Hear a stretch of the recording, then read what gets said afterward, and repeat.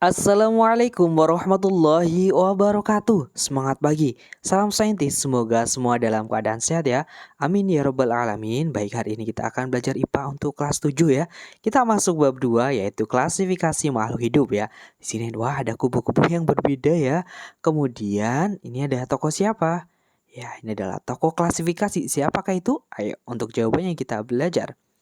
Baik, ini kita akan fokus pada klasifikasi keanekaragaman makhluk hidup. Makhluk hidup itu di dunia ini ya memiliki jelas ada keanekaragaman bentuk, habitat, ukuran maupun tingkah laku. Nah, perbedaannya tersebut itu disebut dengan variasi ya antar individu. Kemudian klasifikasi dilakukan untuk mempermudah makhluk hidup ya. Nah, apa saja? Namun sebelumnya benda di alam sekitar ini dapat dikelompokkan ya antara benda hidup dan tak hidup. Ya, ada namanya istilah biotik. Biotik ini kata kuncinya adalah bios, berarti semua yang hidup ya, termasuk makhluk hidup. Sedangkan A itu artinya apa? Tidak biotik. Hidup berarti benda yang tak hidup. Abiotik dan biotik ya. Nah, ternyata kita bisa melihat ya benda tak hidup itu berdasarkan ciri-cirinya. Nah, masih ingat ya? Benda tak hidup berarti ya yang berasal dari alam, contohnya tanah, pasir, batu, bisa cahaya, matahari ya, udara dan lainnya.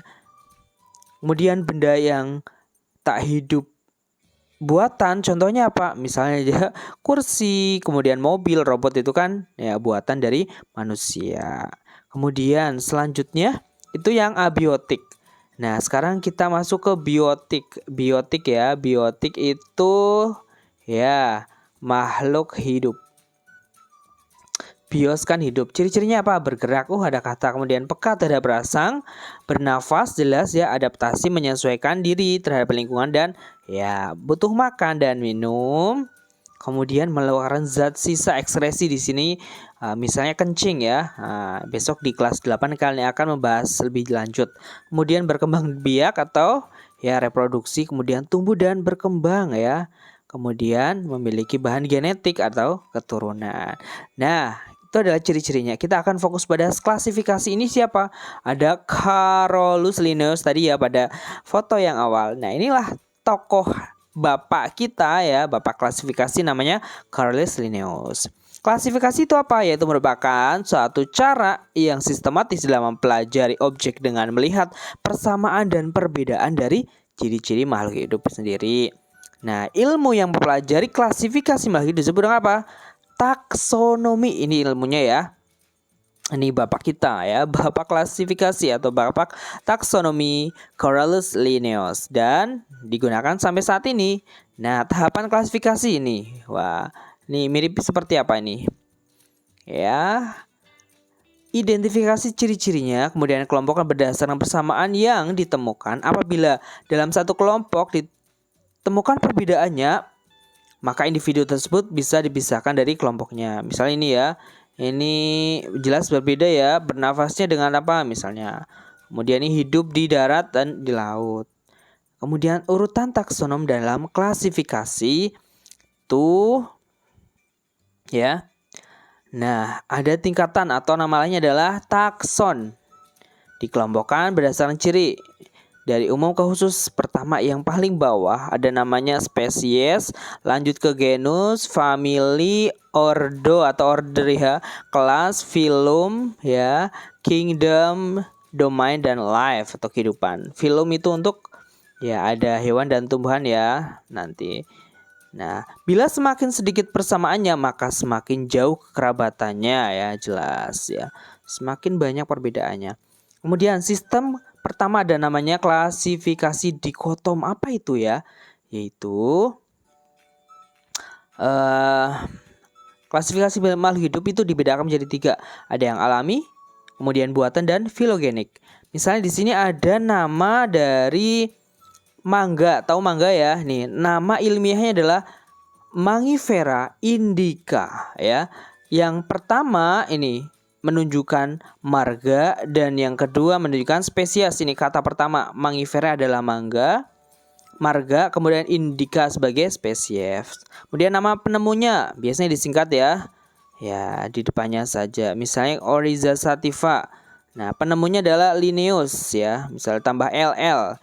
Nah, ini tadi ya taksonya regnum. Kingdom itu apa? Kerajaan. Phylum, kelas ya. Ordo itu bangsa, famili suku, genus itu marga, dan spesies atau jenisnya. Nah, buatlah urutan takson untuk tumbuhan cempaka ini misalnya Kingdom Plantae. Kalau plantae itu tumbuhan ya. Kalau hewan adalah animalia ya, beda ya. Ini filmnya spermato ya, Magnolipiota dan ordo sampai genusnya Michela Magnoliceata itu ada familinya. Spesiesnya Michelia campaka ya. Tuh. Ada namanya kunci determinasi, yaitu manfaat menentukan jenis kelompok ya, nama hewan ya. Nah, dalam pembuatan dikonom menggunakan sifat morfologi atau mudah diamati kan bisa morfologi kan bisa dilihat dengan indera ya. Kemudian disusulkan dalam nomor urut. Setiap nomor urut terdiri atas 2 pernyataan pendek dan mudah dipahami. Setiap pernyataan dalam satu nomor didahului dengan kata yang sama. Namun, pernyataan pada nomor yang berurutan, misalnya pernyataan nomor 1, 2, tidak boleh dimulai dengan kata yang sama. Dan kedua pertanyaan dalam nomor harus menunjukkan sifat morfologi yang berkebalikan ya. Ya, kebalikannya. Kedua pernyataan dalam satu nomor tidak boleh memiliki makna yang relatif. Contohnya di sini adalah tumbuhan bersporak ya. Ada timbihan berbiji. Biasanya kebalikannya ini ya. Ada akar rhizoid, ada yang serabut, ada menyerip dan sejajar. Nah, seperti itu. Misalnya di sini ada angka 4 berarti harus lanjut ke nomor 4 gitu ya. Seperti itu. Misalnya di sini ada tumbuhan berbiji harus nomor 3, lanjut ke nomor 3 berarti antara rhizoid dan serabut. Seperti itu ya. Nah, ini ya. Ini hampir sama. Nah, ini contohnya.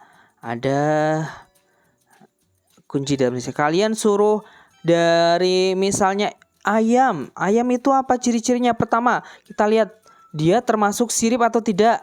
Ya, jelas dia bergerak dengan sirip. Berarti yang nomor 1 kita pilih. Kemudian tadi misalnya apa tadi? Lele ya. Ya udah berarti masuknya dia hanya lele, berarti Pisces atau rumusnya adalah 1A. Kita kembali ke ayam. Ayam termasuk sirip atau tidak? Ada siripnya? Tidak, berarti ayam berarti 1B ya. Di sini ada lanjutan nomor 2. Kita lihat nomor 2. Dia termasuk menyusui atau tidak? Tidak ya, jelas. Kita ada di sini kata menunjukkan lanjut ke nomor 3. Dia termasuk kulitnya basah atau tidak? Ya, dia tidak selalu basah. Ada di sini suruh lanjut nomor 4. Dia tertutupi bulu atau tidak? Ya, sehingga yang tepat jawabannya adalah 1B, 2B, 3B, dan 4A. Klasifikasi termasuk Aves ya. Aves itu burung, Pisces ikan, amfibi hidup 2 alam, reptil, melata, mamalia dalam menyusui. Ini kalian bisa lihat contohnya, bisa lihat kata kadal kambing ya. Nah, kalian bisa baca untuk urutan determinasi. Nah, ini ya. Nih, cara membuat namanya binomial nomenklatur. B itu 2 ya. Nah, ini yang pertama. Caranya gimana? Michelia. Ini harus pertama huruf besar ya. M-nya harus besar. Harus di garis miring. Dua-duanya ini harus garis miring ya. Nah, kan di sini garis miring ya. Kata pertama menunjukkan genus dan kedua adalah spesies. Kalau nggak bisa di ini, berarti harus di garis miring. Harus di garis bawah ya. Kalau nggak bisa di garis miring. Manfaatnya jelas ya, mengenal hidup, memudahkan mempelajari makhluk hidup, mengetahui hubungan kekerabatannya. Kemudian kita klasifikasi makhluk hidup.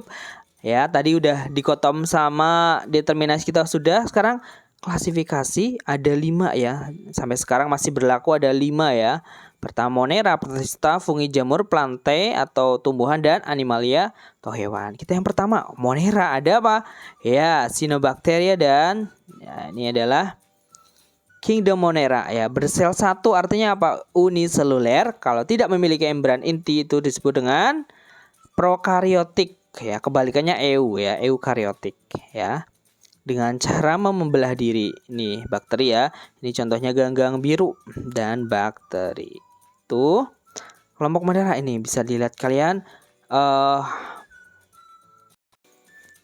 Baik, kita lanjutkan ya. Pertama mengenai ya klasifikasi pada Monera. Ada 2 jenis ya, bakteri dan cyanobacteria. Kalau yang bakteri ciri-cirinya apa? Ya, ini bentuknya ada yang bulat lonjong seperti kapsul ya. Ada yang kemudian geraknya adalah flagela. Nah, biasanya ada yang hidup pada makhluk hidup. Air kalau yang kita punya yang manfaat ada E. coli ya, yang untuk membusukkan ya. Ya, pada usus manusia. Jelas kalau yang merugikan juga ada ya. Ini penyakit tipes pada Mycobacterium tuberculosis. Kemudian kalau cyanobacteria ini pada ganggang hijau ya. Nah, karena mirip dengan tumbuhan berarti dia memiliki ya klorofil sehingga dapat berfotosintesis. Berkembang biak dengan pembelahan sel fragmentasi ya. Ditemukan kolam selokan. Nah, contohnya ganggang hijau dan biru. Itu yang menarik. Kemudian yang kedua adalah jenis Kingdom Protista. Kalau tadi prokariotik, kalau yang protista adalah memiliki membran intri atau nama lainnya adalah EU. EU itu sesungguhnya eukariotik, bersel satu dan multiseluler ya. Ada yang mirip dengan hewan atau protozoa, ada yang mirip dengan tumbuhan, alga ganggang, ada yang mirip dengan jamur ya. Ini contoh dari ya protozoa, ini amoeba, euglena dan paramecium seperti sandal ya. Nah, ini adalah ciri-ciri dari masing-masing euglena ya. Jelas kalau yang tumbuhan berarti kan ya memiliki klorofil, kemudian ada contohnya euglena tadi ya. Ada gambar hewan berarti ya jelas ya, mampu bergerak ya, ada silianya, kemudian flagelanya, hidupnya di tawar atau tanah. Nih, paramecium amoeba. Kalian nanti bisa lihat di mikroskop ya, itu lucu sekali. Kemudian ini ada kalau jamur mirip protista mirip jamur, ini contohnya adalah jamur air, Oomycota ya. Nah, kita akan bahas setelah ini. Fungi, nama lain fungi adalah jamur ya. Wah, lucu sekali ya jamurnya, bagus. Berbagai macam jamur ya. Ada membran inti jelas terbuat dari zat kitin, tidak memiliki kloroplas sehingga tidak dapat berfotosintesis. Terdapat benang-benang hifa. Kumpulan hifa disebut dengan miselium ya. Tubuh jamur disebut dengan talus. Jamur hidup sebagai saprofit atau parasit. Berkembang biak dengan spora. Ya, simbiosis mutualisme antara jamur dan ganggang membentuk lumut kerak ini contohnya ya. Nih. Kemudian ini adalah contoh dari jamur ya, macam-macam zigomycotina ya. Ya, rhizoid melekat pada substrat, contohnya Rhizopus stolonifer ya. Nih, itu kemudian ascomycotina ya, sifatnya bersekat, berinti banyak. Ini contohnya masing-masing ya. Kemudian ada Basidiomycotina ya, strukturnya multiseluler ya. Makroskopis contohnya Volvarilea volvacea ya. Ada yang pengen masuk jurusan biologi ya, harus senang dengan IPA seperti ini. Kemudian ada Deuteromycotina ini. Nih, ada bersekat dengan dinding selnya, berbuat dari zat kitin dan lainnya. Ini adalah contoh dari kelompok fungi atau jamur ya. Nah, kemudian ada plante atau nama lainnya adalah tumbuhan. Ada Pterophyta, Bryophyta dan Spermatophyta. Apa itu? Nah, Bryophyta berarti tumbuhan lumut ya. Tidak memiliki xilem dan phloem ya. Nah, sehingga tidak bisa ya fotosintesis ya. Ini berkembang biak adalah vegetatif dengan spora. Nih, contohnya ada lumut Marsantia dan tumbuhan lumut Anthesores. Bagus ya. Ini juga itu tumbuhan lumut. Kemudian paku ya, memiliki berkas pembuluh xilem dan phloem sehingga termasuk tumbuhan pembuluh ya. Nah, ada akar, daun sejati, sudah punya epifit ya, menempel pada pohon ya.